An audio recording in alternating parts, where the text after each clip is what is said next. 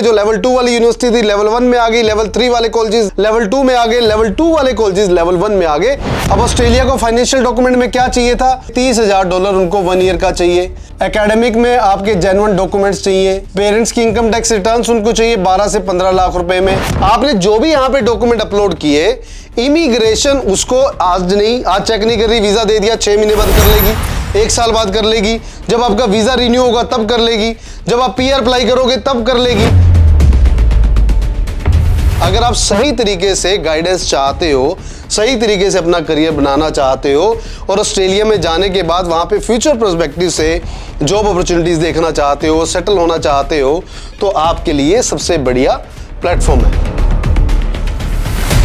Note कर ले, Canada, USA या फिर न्यूजीलैंड से अगर आपका वीजा रिफ्यूज्ड है और आप ऑस्ट्रेलिया के लिए फाइल लॉजमेंट कर रहे हो, तो प्लीज आप उसको डिस्क्लोज करें।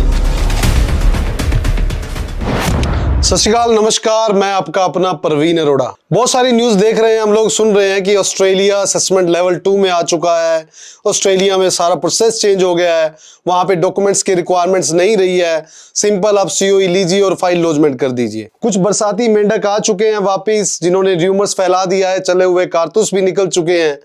तो उन्होंने मार्केट में क्या है कि अगर हमें खुद काम नहीं आता, खुद काम नहीं करना, तो मार्केट को स्पॉइल कैसे करना है, जिसके लिए आप घूमते रहो। कहा जाता है ना कि अगर आपको मान लो कोई चीज आपके पास नहीं है, किसी भी आप बाहर के पास जाते हैं, मेरे को ये चीज चाहिए, वो बोलेगा कि यार ये चीज तो सेल हो गई है। बंदा पूछता है कि कितने की सेल हो गई है, वो बोलेगा तो 1 लाख रुपए में सेल हो गई है, मार्केट का रेट उसका 10 लाख रुपए है।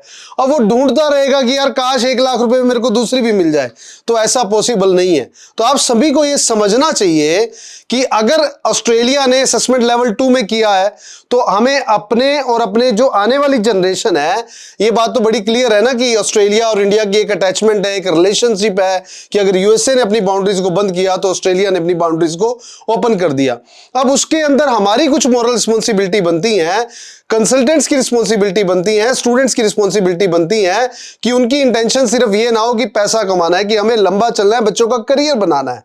जब करियर की बात आती है तो ये बरसाती जो मेंढक होते हैं जाके बैठ जाते हैं। जब इनको पैसा कमाना है, कोई प्रोडक्ट ओपन हो गया तो वो आ जाएंगे फ्रंट में। तो आप सबको सोचना है कि आपके करियर के लिए क्या अच्छा है। आज हम बात करेंगे ऑस्ट्रेलिया के बारे में, आखिर ऑस्ट्रेलिया में क्या चल रहा है। मैं आपको रिटर्न में बताता हूं कि ऑस्ट्रेलिया में क्या चेंजेस हुए हैं। Australia won of the best destination है, हमारे नॉर्थ इंडिया में सबसे ज्यादा बच्चा जाना चाहता है। तो इंडिया जब पहले असेसमेंट लेवल 3 में था, हम लोग लेवल 3 लिख लेते हैं, लेवल 3 में था, अभी लेवल 2 में आ गया।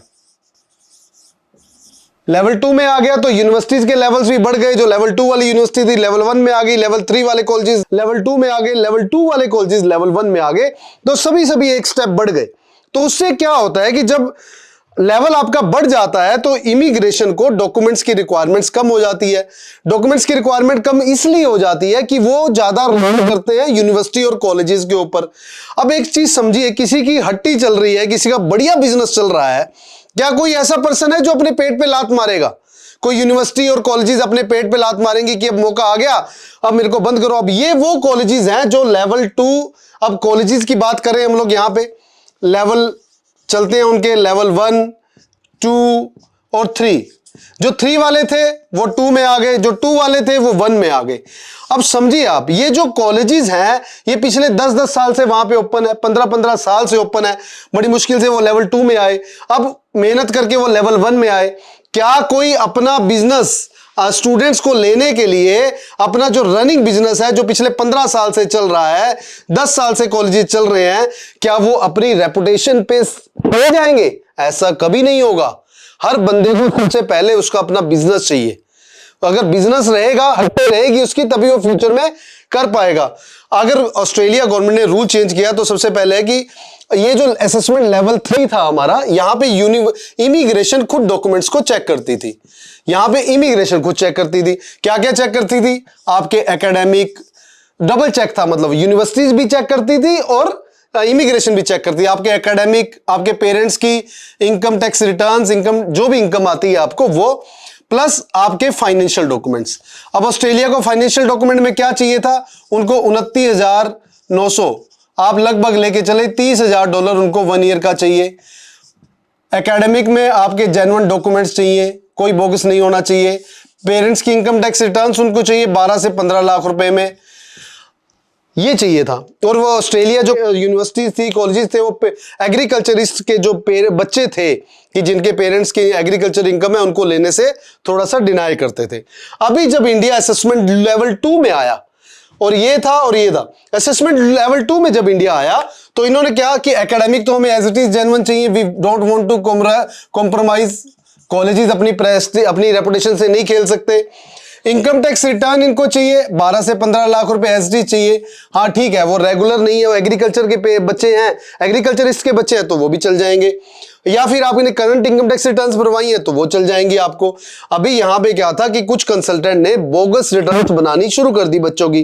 क्यों? वो बच्चे से क्या करते थे, भाई तो अपना पासपोर्ट दे दे, एकेडमिक छाप दिए, रिटर्न्स छाप दी, फाइनेंशियल सर्चिंग ले ली, तो इस तरीके से वो काम करते थे। प्लीज मेरी आप सभी से रिक्वेस्ट है कि वो ना करें। फाइनेंशियल की बात करें, दोनों चीजें तो उनको सेम चाहिए थी, इसमें थोड़ी सी रिलक्टेंट दे दी उन्होंने कि चलो पिछले साल आपने भरी है, अब भरी है तो आप दे दो, कोई दिक्कत नहीं है। फाइनेंशियल में उनको $30,000 चाहिए ही चाहिए, apart from the 1 year fee. 1 year fee extra है। 1 ईयर फी रूल क्या है फाइनेंशियल डॉक्यूमेंट में, जिसको हम लोग बोलते हैं जीएस अप्रूवल। ये सभी डॉक्यूमेंट चाहिए थे। जीएस अप्रूवल में इनको चाहिए एक तो आपकी 1 साल का रहने का खर्चा $30,000 प्लस आपकी फीस, मान लीजिए एवरेज मान लेते हैं हम लोग $20,000 है, तो $20,000 अगर आपने पे कर दी है, ये टोटल हो गया $50,000। अगर आपने मान लीजिए $20,000 पे कर दी तो आपको $30,000 उनको दिखाना है। $30,000 आपको एक दिखाना है, प्लस आपको दिखाना है आने जाने का किराया, तो $32,000 आपको चाहिए। अब पहले क्या था, पहले ये था कि ऑस्ट्रेलियन यूनिवर्सिटी जो कहती थी कि हमें ये पैसा 3 महीने पुराना चाहिए, पर अगर आप इसको, अब भी सेम है ये, पर उन्होंने ये बोल दिया कि अब भाई इमिग्रेशन चेक नहीं करेगी, ये सारी की सारी जो रिस्पॉन्सिबिलिटी, जिम्मेवारी है वो यूनिवर्सिटी और कॉलेजेस की है। जब आपके ऊपर जिम्मेवारी डल गई तो कॉलेजेस की रिस्पॉन्सिबिलिटी और ज्यादा बढ़ गई कि कल को अगर कुछ हुआ तो मेरा जो असेसमेंट लेवल 1 में कॉलेज आया है वो लेवल 2 में चला जाएगा, लेवल 2 में आया तो लेवल 3 में चला जाएगा, क्योंकि जैसे जैसे लेवल होगा वैसे वैसे ही आपका सक्सेस रेट होगा। लेवल 1 है तो सक्सेस रेट आपका 90 हो जाएगा, यहां पे आपका 50 हो जाएगा, यहां पे आपका 30% रह जाएगा, तो ये परसेंटेज चलता है। अब को आप बताइए कि जिस कॉलेज में अगर वो अपनी क्रेडिबिलिटी को या फिर अपनी डॉक्यूमेंट चेक नहीं रखेगा, और कौन अपने करियर के साथ या कौन अपनी हड्डी के साथ खेलेगा, कोई भी नहीं खेलेगा। तो जो मार्केट के अंदर र्यूमर आ रहा है ना कि भाई हमें नहीं चाहिए, अब बिना उसके एप्लीकेशन अप्लाई हो जाएंगी। अब आप बात समझिए कि इमिग्रेशन में क्या जाता है, असेसमेंट लेवल 3 में जो भी डॉक्यूमेंट थे सारे अपलोड होते थे। लेवल 2 के अंदर अगर इंडिया लेवल 2 में है, कॉलेज आपका लेवल 1 है, तो आपका इनिशियल स्टेज पे आपका क्या जाएगा, आपका जीएस फॉर्म जाएगा, आपके एकेडमिक जाएंगे, आपकी सीओई जाएगी, और आपका एक जाएगा एसओपी। एसओपी भी जीएस फॉर्म में ही जाएगा। इसी के अंदर लिखा होगा कि आप ऑस्ट्रेलिया क्यों जाना चाहते हो, ये कोर्स क्यों लिया आपने, ये कैसे आपको बेनिफिट करेगा, ये चीजें चाहेंगी। प्लस जाएगा आपका पासपोर्ट, प्लस एक फाइनेंशियल मैट्रिक्स का फॉर्म आपका जाएगा कि हाँ जी फाइनेंशियल मैट्रिक में मेरे पास यहां पे फंड पड़े हैं। अगर आप अपलोड करते हो तो उससे अच्छा तो कुछ है ही नहीं है, तो आपका वीजा रिस्क कम हो जाता है। अगर आप अपलोड नहीं करते और वेट करते हो इमिग्रेशन पूछेगी तो मैं दूंगा, ये आपके पास ऑप्शन है। बट मैं स्ट्रांगली रिकमेंड करता हूं कि जब आपके पास फाइनेंशियल डॉक्यूमेंट है तो आप उसको साथ में ही अपलोड कर दे। अब मार्केट के अंदर चैलेंज कहां पे आता है, जो कंसल्टेंट करते हैं, मार्केट के अंदर सबसे बड़ा चैलेंज आता है, ये जो फंड है, इस पे नोट करिएगा, ये मार्केट के अंदर कंसल्टेंट्स ये करते हैं कि इमिग्रेशन के अंदर वो आपके, सपोज करिए आपके फादर साहब का नाम बलजीत सिंह है, तो उन्होंने क्या करना है, कोई बलजीत सिंह फाइंड आउट करना है और उसके नाम पे बाय नेम सर्च करके डॉक्यूमेंट्स अपलोड कर देने हैं। अब डॉक्यूमेंट्स अपलोड कर दिए, अब जो हम बात करते हैं कि बच्चों को वहां पे जाके 2 साल बाद 3 साल बाद दिक्कत आ गई, तो इसी वजह से दिक्कत आती है। आप अपने अकाउंट में जेन्युइन पैसा डालिए, जेन्युइन पैसा डालिए, किसी से भी कुछ भी बोगस करने की जरूरत नहीं है, करवाने की जरूरत नहीं है। अगर आपके पास पैसा नहीं है तो फाइनेंसर से ले, अपने अकाउंट में पैसा डाल ले, ये बेस्ट तरीका है। पैसा डाल लिया आपने, ये दे दिया, आपको फाइनेंशियल मैट्रिक्स फॉर्म्स तो देना पड़ेगा। फाइनेंशियल मैट्रिक्स फॉर्म्स मैं लिख देता हूं, ये देना पड़ेगा, ये डिटेल्स आपने प्रोवाइड कर दी और आपकी ये सारी की सारी इंफॉर्मेशन, आपका ईमी अकाउंट ओपन होता है, ईमी अकाउंट ओपन होता है, उसके ऊपर सारे डॉक्यूमेंट्स अपलोड होते हैं। बिकॉज आने वाला फ्यूचर आपका है। आपने जो भी यहां पे डॉक्यूमेंट अपलोड किए, इमिग्रेशन उसको आज चेक नहीं कर रही, वीजा दे दिया 6 महीने बाद कर लेगी, 1 साल बाद कर लेगी, जब आपका वीजा रिन्यू होगा तब कर लेगी, जब आप पीआर अप्लाई करोगे तब कर लेगी। तो ये तलवार आपके ऊपर लटकी रहेगी। अब खरबूजा तलवार के ऊपर नीचे आए या फिर यूं आए तो बात तो सेम ही है। कटेगा कौन? कटेगा तो आप। तो कंसल्टेंट का क्या है? कंसल्टेंट तो आज है कल नहीं है। तो ये आपको खुद देखना है कि आपके लिए क्या अच्छा है। बाद में किसी को ब्लेम नहीं करना है। कल को आप किसी को जाके ब्लेम करो, नहीं नहीं आपने तो ये कर दिया, मेरे साथ ये कर दिया। अरे भाई डिटेल्स जब हमने प्रोवाइड कर दिया आपको, आप चाहे किसी से भी एप्लीकेशन अप्लाई कर रहे हो तो आपको ये चीजें पता होनी चाहिए कि मैं अपनी फाइल्स के अंदर क्या लगा रहा हूं। अगर आप सही तरीके से गाइडेंस चाहते हो, सही तरीके से अपना करियर बनाना चाहते हो और ऑस्ट्रेलिया में जाने के बाद वहां पे फ्यूचर पर्सपेक्टिव से जॉब अपॉर्चुनिटीज देखना चाहते हो, सेटल होना चाहते हो, तो आपके लिए सबसे बढ़िया प्लेटफॉर्म है। नोट कर लें, कनाडा, यूएसए या फिर न्यूजीलैंड से अगर आपका वीज़ा रिफ्यूज्ड है और आप ऑस्ट्रेलिया के लिए फाइल लॉजमेंट कर रहे हो तो प्लीज़ आप उसको डिस्क्लोज करें। डिस्क्लोज करें, ये जरूरी है आपके लिए।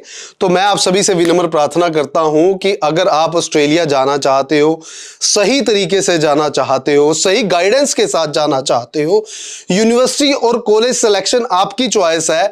यूनिवर्सिटी का सक्सेस रेट हमेशा हायर रहेगा, कॉलेजेस का सक्सेस रेट लोअर रहेगा। बट आपको यहां पे एक ही चीज की जरूरत है कुछ भी करने के लिए, सही कंसल्टेंट की।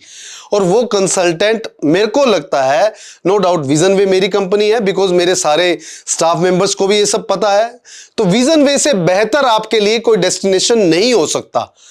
आप हमारे यहाँ पे आइए, अपने ओरिजिनल डॉक्यूमेंट्स लेके आइए, पेरेंट्स का रिकॉर्ड लेके आइए, फाइनेंशियल लेके आइए अपने, और सही यूनिवर्सिटी और कॉलेज में जिसमें आप अपना करियर बनाना चाहते हो, जिस फील्ड में आप जाना चाहते हो, चाहे आप आर्ट्स किया है, मेडिकल किया है, नॉन मेडिकल किया है, तो आप उनके अंदर अपना फील्ड, उस पर्टिकुलर फील्ड के अंदर करियर बनाना चाहते हो, तो विजन वे से बेहतर डेस्टिनेशन आपके लिए नहीं हो सकता।